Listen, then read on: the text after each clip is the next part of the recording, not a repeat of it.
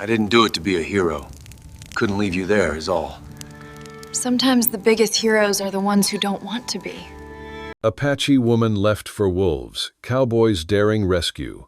Forges an uneasy pact. The wind, a cruel and lonely whisper, swept across the endless Wyoming plains, carrying with it the faint, mournful cry of a lone coyote. Captain Wyatt sat hunched over a meager campfire, the flames doing little to warm the cold, hollow ache in his chest. His days were a monotonous blur of solitude and memory.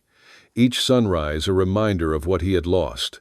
Each sunset a confirmation of his brokenness. He was a ghost in his own life, a man with one leg and 1,000 regrets, forever tied to a past that haunted his every waking moment. The world had moved on, but he was stuck in a dusty, desolate corner of it, a relic of a war that had long since ended. He had been riding since morning, a purposeless journey he undertook to escape the suffocating silence of his small cabin. His horse, a patient bay mare he called Echo, was the only company he truly trusted. The mare's ears flicked at gnats, her tail swished in a slow, steady rhythm, and her breathing came like a metronome that kept Wyatt's scattered thoughts from fraying apart. The saddle creaked beneath him, leather and sweat mingled with the bitter resin of sage, and the snow-dry air rasped his lungs raw. Somewhere far behind lay the square shadow of his cabin, the narrow bed, the chipped tin cup, the folded letter he never opened, the one that smelled faintly of lavender even after all these years.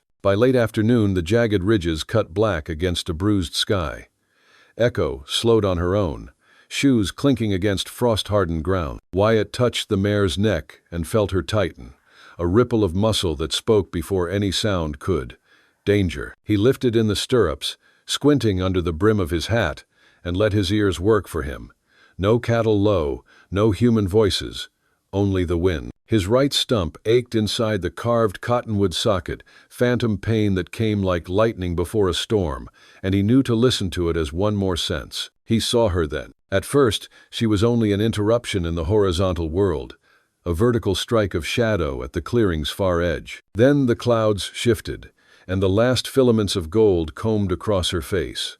A post had been driven at a haphazard angle, raw wood bright, where the bark had been hacked off. A young DNA woman was tied to it with 3 loops of coarse rope, one at the wrists behind her back, one cinched at the waist, one around her arms above the elbows so tight that the flesh puffed over the fibers.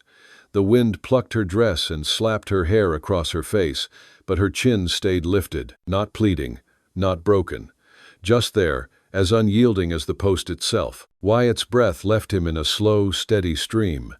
He dismounted awkwardly, always awkwardly, because Grace had left his body when the surgeon took his leg and landed with a wooden thud. The ground was iron-hard with evening frost.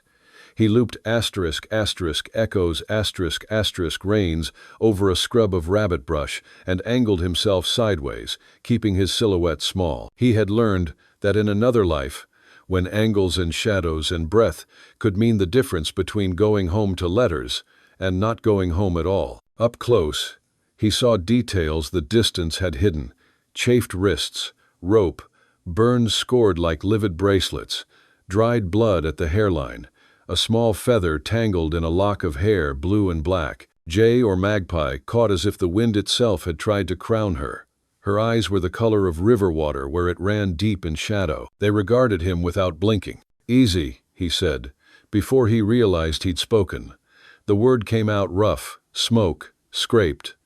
"I'm not here to—" A sound rolled down from the ridge, low and conversational, then gathered itself into a growl that seemed to come from the earth. ***echoes head shot up. 2 yellow coins hovered between juniper and dusk, moving, blinking. Then another pair, and another. Wolves. Wyatt turned in a slow arc, counting by habit. 4, at least, maybe 6, lean shapes, snow-pale ribs beneath winter coats, tails level with their spines hungry. Hunger made creatures brave. Hunger made men fools. He put his palm out, showing he wasn't drawing yet, and spoke to the woman instead of the animals. "I'm going to cut you loose." Her mouth didn't move, but her gaze flicked to the knife at his belt, then to the revolver at his hip, then back to the wolves, as if she had already tallied all the ways this could go wrong, and accepted each one in turn. The first shot he fired wasn't for killing. He aimed high and left, past the far wolf's shoulder, and let the sound do his talking. The crack blew a hole in the dusk. Birds tore out of a lone cottonwood like the tree itself had exploded into feathers. The wolves flinched, ducked, paced, not running, not yet. He stepped behind the post, so his body covered hers from the ridge. The rope was old manila, stiff with dust. He slid the knife under the wrist loop and felt her jerk when the blade kissed skin. Then the fibers parted with a dry sigh. Blood rushed back into her hands, and she swallowed the pain without sound. The second loop at her waist needed 2 strokes. The third had been driven so deep into the meat of her upper arms that he had to pry his way in with the knife's back first, then saw through with short, mean cuts. He worked fast, thumbs going numb. His wooden foot skated once on a patch of glaze. He caught the post with his shoulder and smelled the clean, wet scent of the sap. A wolf ghosted closer, weight forward, claws whispering in frost. Wyatt didn't turn his head. "Can you ride?" he asked. Her voice surprised him with its steadiness. Yes. He shoved the rifle into her hands. Habit said it felt wrong, but need said it didn't, and hauled himself up into ***** saddle with the practiced ugliness he had perfected. Then he reached down and took her forearm firm, not cruel, and lifted. She came up in one clean motion, settling in behind, knees tight against the skirts of the saddle, the rifle angled across his back so the barrel wouldn't thump his spine. They didn't run headlong. Running triggers pursuit. He breathed deep and counted 3, felt the mare's heart in the width of his calves, and asked for a trot that felt like stillness after the gunshot. The wolves flowed. One peeled left, one eased right, 2 held center. He waited until their line bent, then put a second shot into the dirt, so close to the lead animal that it yelped more from surprise than hurt, and skittered back into shadow. The pack hesitated, reweighing the math of hunger and thunder. "Now," he said to Echo, and the mare answered with a reach that felt like the ground itself gave way. They knifed between 2 rocks at the clearing's edge, hooves cutting sparks. Brush grasped at Wyatt's coat. He felt the woman behind him duck to keep her hair from snagging. Breath steamed in white flags. The world narrowed to a tunnel of cold and speed, and the hollow drumming of hooves on frozen soil. The wolves ran. Of course they did. Their pads ate distance, as if distance were something to be consumed, and for a stretch that could have been 1 minute or 10, Wyatt lived in the space between their patience and his ammunition. He fired a third time with his arm twisted back past comfort, felt the recoil kick up through bone and wood, and heard the sound split and scatter in the gulches to either side. The pack faltered. The 2 flankers melted first into sage and stone. The last pair hung on, eyes floating, until distance and the rifle's voice made the choice for them. Then they were gone, no gradual fade, just absence, like a door slammed in an empty house. He didn't slow until the land opened under a sky washed thin of color, the last of the light drained into the west. The mare's breath came in saw teeth. Wyatt eased her back to a jog, then a walk. He let the reins slide, rubbed Echo's withers, and listened past the hiss in his ears for anything that shouldn't be there. When he finally looked back, the woman's face was close enough that he could see where grit had dried in the corner of her eye. Her hands still bracketed his coat, not clinging, only holding to what steadiness he could offer. Up close, the defiance he'd seen at the post had thinned into something else, not weakness, not yet, but the way a tree leans after wind has shouldered it all day. Exhaustion had a face. It wore hers with a dignity he couldn't look at too long. "We're clear," he said. "For now," she answered. He angled Echo toward a line of low hills that would break the wind and spoke without turning. "There's water in the saddlebags. Jerky too. We'll find cover." She shifted, careful with the rifle. "You didn't ask my name. I figured you'd give it if you wanted me to have it." Silence. Then, "Ayana." He tasted the syllables, the long vowel like a held breath.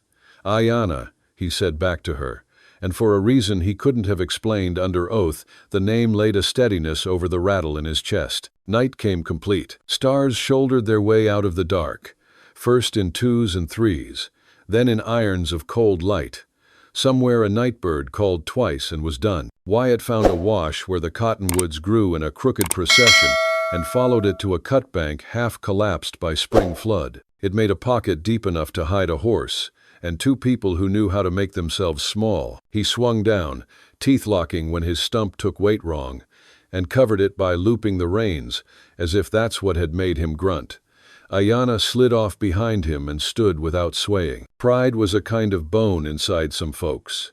You could break it, and it would still stand up. He struck a fire the size of his two fists and no bigger, fed it with twigs he snapped soundless between his gloves, then held his palms to the thin climb of heat and let feeling creep back into his fingers. When he handed Ayanna the canteen, her hands were steady. She drank like someone who had learned to measure thirst 3 swallows, 4 then passed it back. "What did they want?" he asked finally. "Men don't tie a woman to a post on a ridge for no reason, ugly as the reasons might be." Her gaze flicked to the stars and back, as if she were trying to decide which bore the heavier witness. "They want silence," she said. Her English walked with a different rhythm than his. It made the words sound like a place you could be driven. "They think wolves make good keepers of secrets." His jaw worked once. "They misjudged the wolves. And you?" He didn't answer that. Instead, he pulled his coat tighter and listened to echo chew at the hard stems of last year's grass. The world shrank to firelight and breath. Ayanna sat with her back to the cutbank, the postures of the tide still lingering in her shoulders until she shook them off with a small, angry roll. She reached for her wrists without looking and found the tender places by memory. "I have salve," she said, "but not now. Hands must be clean." "You can clean 'em here," he offered, passing her a small tin cup with a finger of water in it. "We'll top up at first light." "Look." She nodded her thanks and worked carefully, as if each motion were an argument against what had been done to her. Wyatt watched the glow of the fire write the same story across both their faces. Tired, still alive, not yet safe. When the wind shifted, he caught the smell that had saved him more than once, smoke that wasn't his. Faint, far, but wrong here. Not camp cook fire. Too many. Not prairie burn. Too cold a night. He felt the world loosen under him, the way ice loosens when river water muscles passed. "Fires," he said. "I know," Ayanna answered. "I smelled them before you cut the last rope." He almost smiled at that, and then didn't. "We'll move at moonrise," he decided. "They'll think wolves finished what they started. It buys us a slice of night." She looked at him for a long beat, measuring. "You are not the kind of man who leaves a stranger, even when wise men would." "Dad, I'm not a wise man," he said, and threw a last thin twig on the flame. He didn't ask more. Not tonight. There would be time for the who and why, if they lived to see the other side of dawn. For now there was a horse to rest, a fire to keep small, and a line of hills to cross, where the ground remembered older wars than men could name. He pulled his coat around him, set his back to the cutbank just as she had, and let his eyes go half-lidded the way soldiers sleep, hearing first, seeing second, ready to be awake between heartbeats. When the moon finally shouldered up out of the low country, thin and hard as a scythe, they stamped the fire flat, brushed the ashes with juniper, and were gone, two small shapes under a sky that had watched men choose and pay and choose again, since long before their names were thought of. Behind them, somewhere beyond the ridges, the wolves settled on the snow and curled their tails over their noses and dreamed the hot dreams of meat. Ahead of them, a town waited that called itself civilized and meant it in all the worst ways. Wyatt swung into the saddle and felt Ayanna's hand settle at his waist. "Hold," he said. "I will," she answered. Echo gathered herself. The night opened. They rode.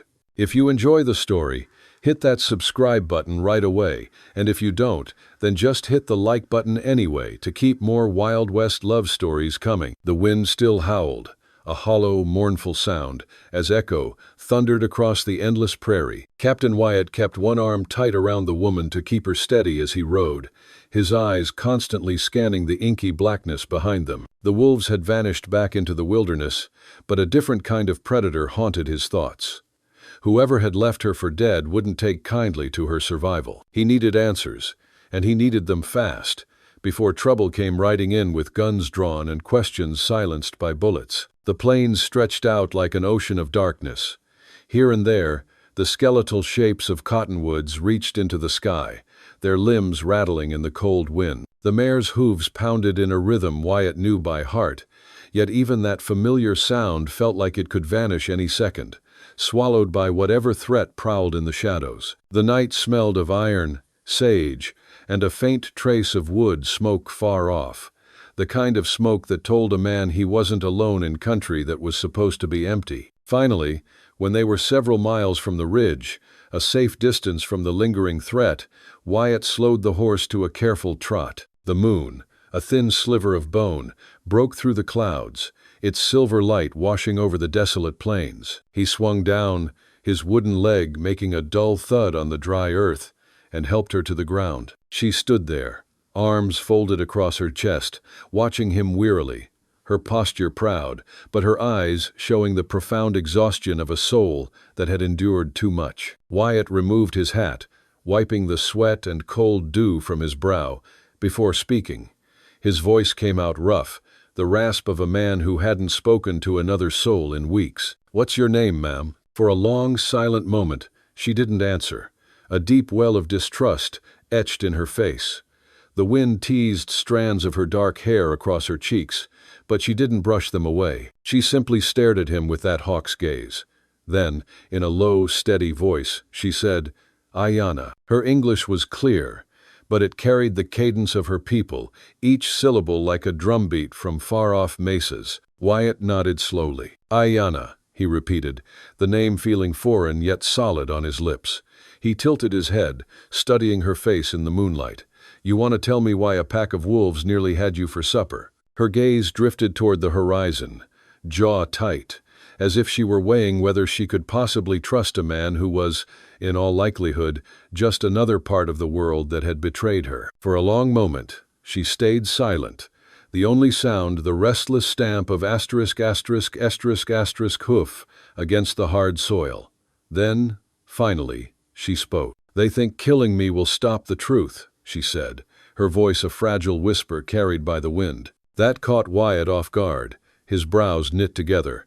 "Truth about what?" he asked, keeping his tone calm, even though the old instincts sharpened inside him. The battlefield might be behind him, but he knew the scent of conspiracy when it drifted close. Ayanna's story came slowly, each word carrying the weight of betrayal. She told him about a group of powerful men, land barons and corrupt politicians working together, their greed a shadow stretching over the territory. They were fueling conflict between her people and the settlers, staging raids, spreading lies, stirring blood so they could seize more land when the violence grew unbearable. She had overheard plans, seen documents, whispered words exchanged in drunken carelessness when they thought no one was listening. Her own tribe had cast her out years ago, for reasons she did not yet share. She had been living on the fringes of Dusty Creek, neither fully among her people nor accepted by the settlers. She survived by her knowledge of the land plants, herbs, hidden springs, and by sheer will. That was when she stumbled upon their conspiracy. When they discovered what she knew, they decided to silence her in the cruelest way possible, tying her to that post and leaving her to the wolves. A death that would look natural, unquestioned, and forgotten. Wyatt listened carefully, the pieces of a grim puzzle clicking into place. He knew some of those men, or at least their kind, powerful ranchers with wide acres, deep pockets, and consciences worn thin as old boots. If Ayanna was telling the truth, this wasn't just another border squabble. It was a conspiracy that could ignite an all-out war between settlers and Dine, with women, children, and families on both sides paying the ultimate price. As she spoke, Wyatt felt the old ache flare in his leg, not just the phantom pain but the sharper sting of memory. He had lost his leg and his honor in a cavalry charge that never should have happened, a massacre built on lies about a raid that had never been real. Men had died, villages burned, and all of it had been for profit. He had been a pawn in their game, a soldier following orders written in ink, made of greed. The thought made his jaw tighten until his teeth ground. "So they leave you for the wolves," Wyatt muttered, disgust curling his voice. "Cowards." "Zach." Ayanna nodded once, her eyes blazing with quiet fire. "But they didn't count on you finding me," she said. Her words, a quiet acknowledgement, a fragile moment of trust between strangers. The wind shifted, carrying with it a scent both of them recognized instantly: smoke. Not the faint smoke of some settler's chimney miles away, but the rough, acrid tang of multiple campfires, several of them, burning faintly in the distance, far off yet too close for comfort. Wyatt's head snapped up. He stared out across the moonlit horizon, his soldier's mind already sketching the possibilities. Riders, trackers, hired guns. If those men were already hunting her, they would not stop. "We can't stay here," Wyatt said firmly, pulling himself stiffly back into the saddle. He extended a hand down to Ayanna, who hesitated, her pride pulling her one way and her survival the other. Finally, she accepted, her hand warm in his calloused palm as he hauled her up behind him. "There's a town 20 miles west," he said. "Dusty Creek, lawmen, a courthouse. You'll be safer there." But Ayanna's laugh was bitter, sharp as a knife in the cold air. "You think the law will stop them?" she asked, her voice raw with painful truth. "They own the law. They own everything." Her words hit Wyatt harder than a bullet, because he knew there was truth in them. Some of those ranchers practically ran Dusty Creek. Judges drank their whiskey, sheriffs rode their horses, deputies lived on their pay. Bringing her there might sign both their death warrants before the sun was up. Wyatt looked again toward the distant glow of campfires and then back at the woman sitting behind him. She was unbroken despite everything, a survivor in a world that seemed intent on crushing her. And for the first time in years, Wyatt felt the old sense of choice, stirring inside him, not just survival, not just escape, but a chance to make things right. His voice was steady when he spoke, the decision already hardening inside him. "Then we make our own law," he said. "But first, we get you safe.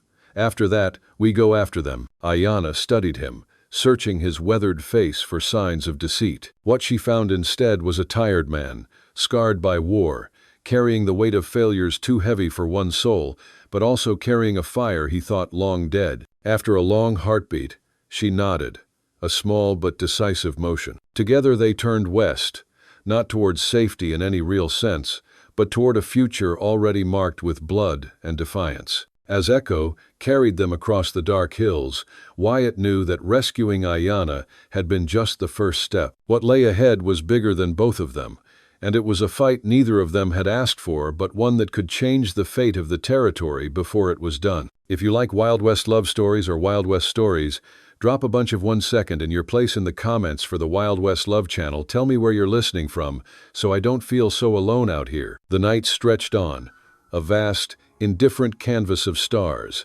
as they rode deeper into the unforgiving territory. The air grew colder, the wind carrying a new kind of silence, a quiet, more unnerving than the wolf howls had been. Ayanna clung to Wyatt's back, her head resting against his shoulder, a small, trusting gesture that struck him harder than any blow. He was a man who had forgotten the touch of another soul, a man who had chosen a life of isolation to avoid the pain of connection. Her presence was a fragile warmth against the cold, a constant, living weight that was both a comfort and a profound discomfort. Hours passed beneath the shifting constellations. The moon trailed low, thin and silver as a scythe, until even Echo's steady trot began to stumble. Wyatt knew they needed rest. He guided the mare off the faint trail and toward a canyon he remembered from his scouting years. A narrow crack in the red rock opened suddenly into a hidden chamber, just wide enough for a horse and a man to slip through. Once inside, the ground leveled into a small cavern, dry, sheltered, the perfect refuge. Wyatt dismounted stiffly, pain shooting up his thigh where wood met flesh. He bit down on a groan and busied himself unbridling. Echo. Ayanna slid from the saddle with a grace that surprised him after all she had endured. For the first time since he had cut her free, her shoulders sagged, exhaustion seeping through her proud posture. Wyatt knelt by the cavern wall and struck a spark. Soon a small fire flickered, casting wavering orange shadows across stone.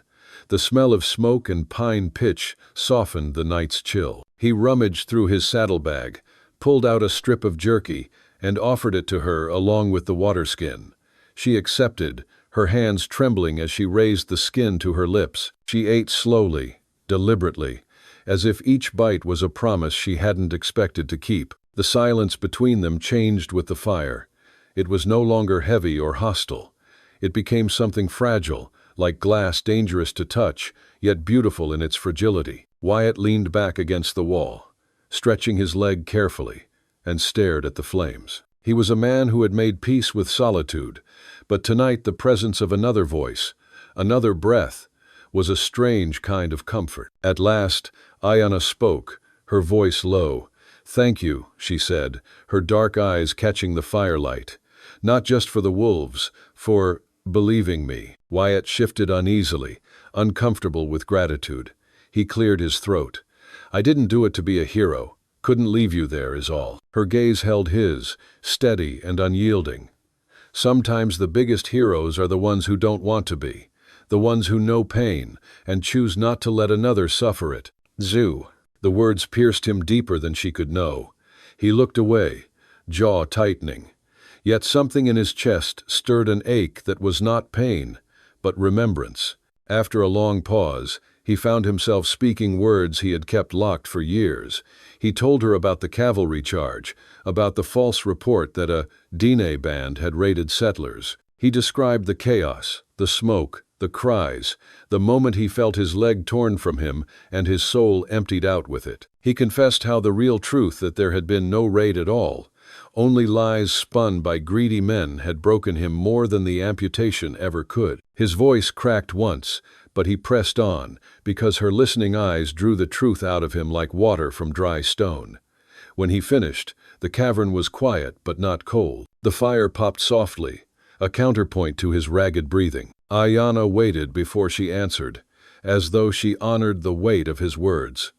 Then she shared her own. She spoke of her gift healing, learned from her grandmother, the plants and poultices, the chants whispered over fevered brows. She told him how she had healed a settler's child when no one else could, and how instead of thanks, she was accused of witchcraft, how her people, fearing retaliation, cast her out rather than risk the wrath of settlers. She had become a wanderer, belonging to no camp, trusted by no tribe, living in the margins of a world that had no place for her. Her voice did not tremble, though her words were laced with sorrow.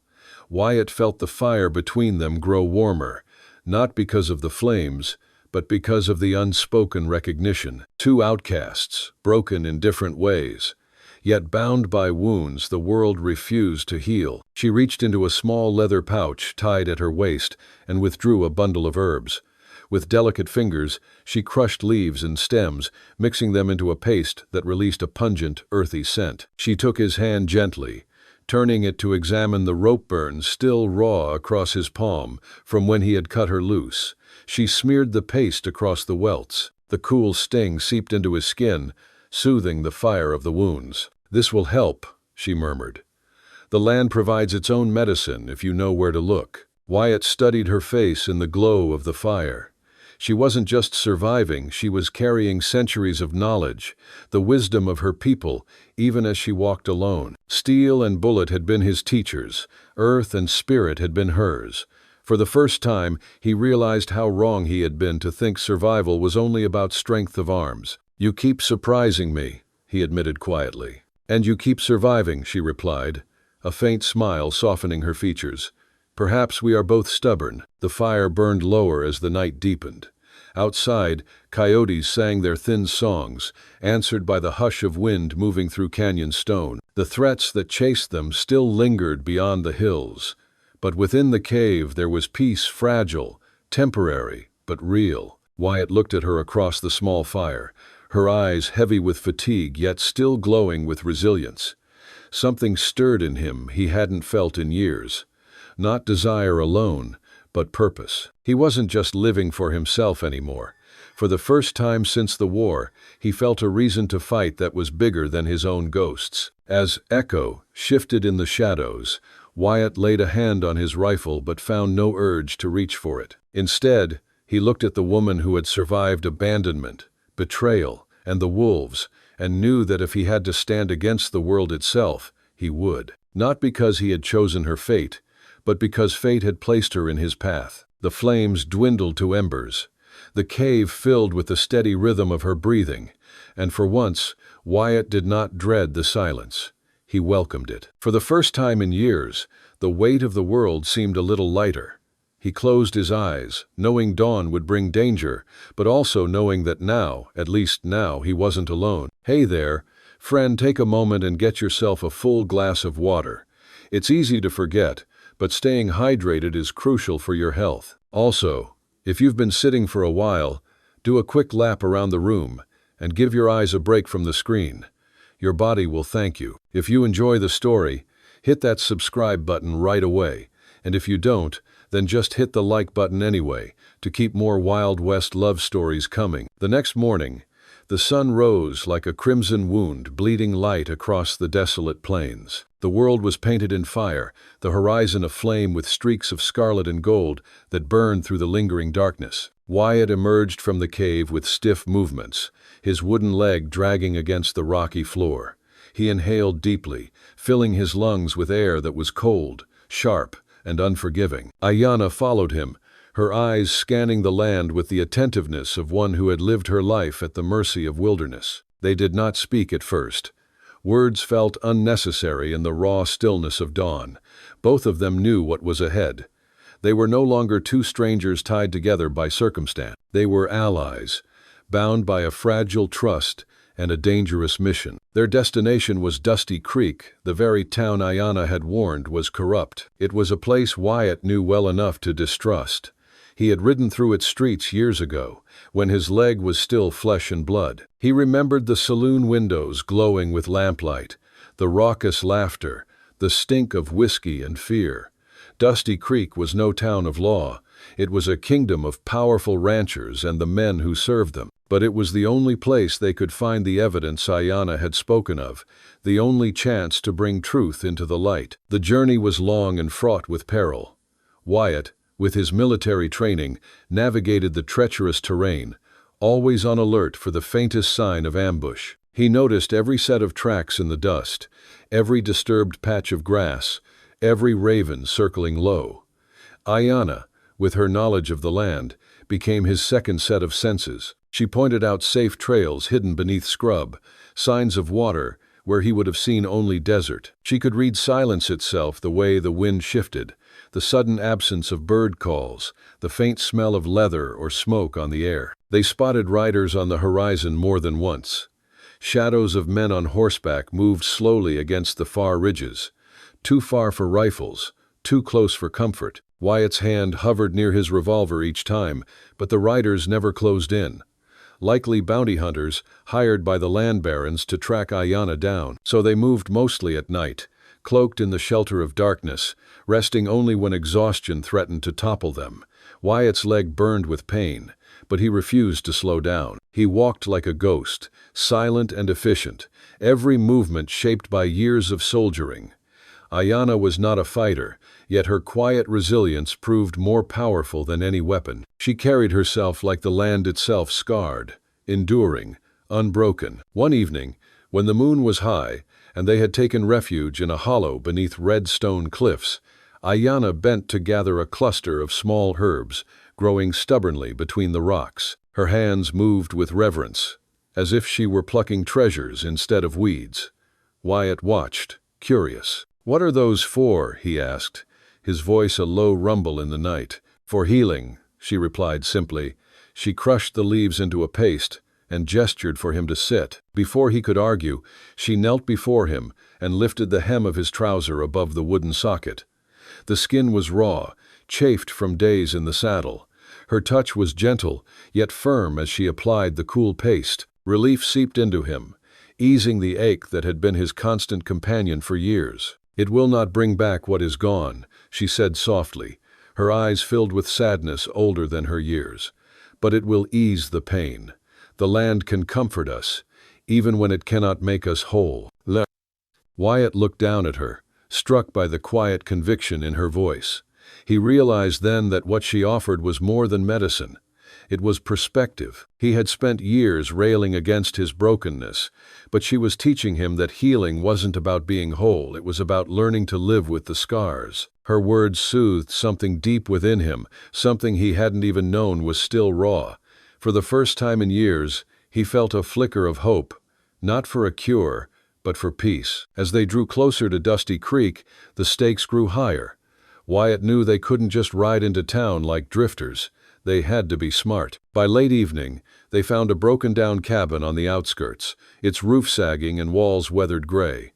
To any passerby, it looked abandoned, but to Wyatt, it was shelter, a base to work from. Inside, dust coated everything.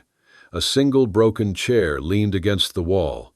A rusted lantern hung from a beam. Wyatt cleared a space near the fireplace, brushing away cobwebs, and set his rifle within arm's reach. Ayanna laid her herbs on a flat stone, arranging them carefully, her presence filling the decayed cabin with a quiet dignity. From there, they began to plan. Wyatt knew of one man in town he could trust, Josiah Thorne, a reclusive lawyer who had once fought cases for miners and settlers too poor to stand against the barons. If they could bring him proof ledgers, contracts, anything, Josiah might be able to turn the tide. "We'll need to go into Reed's office," Ayanna said, her voice steady despite the risk in her words. "That is where I saw the documents. He keeps them close, hidden, but they exist." Wyatt nodded grimly. Bartholomew Reed was one of the most powerful ranchers in the territory, his greed stretching wider than his acres. "We'll move tonight," he decided. "Less chance of being seen." The night was cold and starless. A black blanket stretched tight across the heavens. They moved like shadows, slipping along back alleys and side streets where lamplight couldn't reach. The town was alive with whispers and flickers of lamplight, but most doors stayed shut, most shutters closed. Dusty Creek was a place ruled by fear. They reached Reed's office without incident. A squat wooden building with heavy shutters and an iron lock on the back door. Wyatt knelt, his hand steady as he worked the lock with an old army trick. The click of tumblers falling open was deafening in the still night. He pushed the door open slowly, the hinges groaning like a warning. Inside, the air smelled of ink and whiskey. Ledgers and maps cluttered the desk. Wyatt motioned for Ayanna to search while he kept guard by the door. She moved quickly, her fingers flying over the papers, her eyes scanning with sharp precision. Every creak of the floorboards made Wyatt's heart hammer. Every gust of wind against the window felt like footsteps. His hand rested on his revolver, his ears straining for danger. Then came a voice from the shadows, smooth and venomous. "Looking for something, Captain?" Wyatt spun, revolver half raised. A tall, gaunt man stepped into the thin light, his smile cruel, his eyes cold. Wyatt recognized him at once, a bounty hunter in Reed's employ, known for cruelty as sharp as his aim. "We knew you'd come back," the man sneered. His gaze flicked to Ayanna. "Reckon you were a fool to help an Injun. Now you'll both pay." Ayanna froze, her hands clutching a ledger, her eyes wide with fear but her body rigid with defiance. Wyatt's voice was low, steady, a growl pulled from the depths of a man who had already lost too much. "Leave her out of this." The bounty hunter laughed, a harsh sound that cut through the silence like a whip. "Too late for that, Captain. The boss wants her, and he wants you dead. No sense in making it a fight." Wyatt's finger curled tighter around the revolver. His whole life, he had tried to walk away from violence. But here it was again, standing in the doorway with a smug smile and blood in its eyes. He didn't hesitate. The gunshot split the night wide open, a raw, violent sound that shattered the fragile stillness of Dusty Creek. If you're watching on television, don't hesitate, grab your phone and hit subscribe to my channel so you'll never miss out on our amazing characters. The sound hung in the air like a torn curtain, then fell away. The office smelled of ink and smoke and something metallic that never quite left a man once he knew it, the scent of a life ending. Wyatt didn't look at the body again. He holstered the Colt and put a hand on Ayanna's shoulder, gentle but insistent. "Come on," he said. "We're not done." They slipped into the alley where shadows gathered like old friends and moved quickly, keeping to eaves and barrels and the quiet language of men and women who didn't want to be seen. Dusty Creek stirred to the echo of the gunshot. Shutters blinked, a lamp flared, a dog fussed itself into silence. Wyatt felt the town wake and bristle and remember what it had always been, a place where law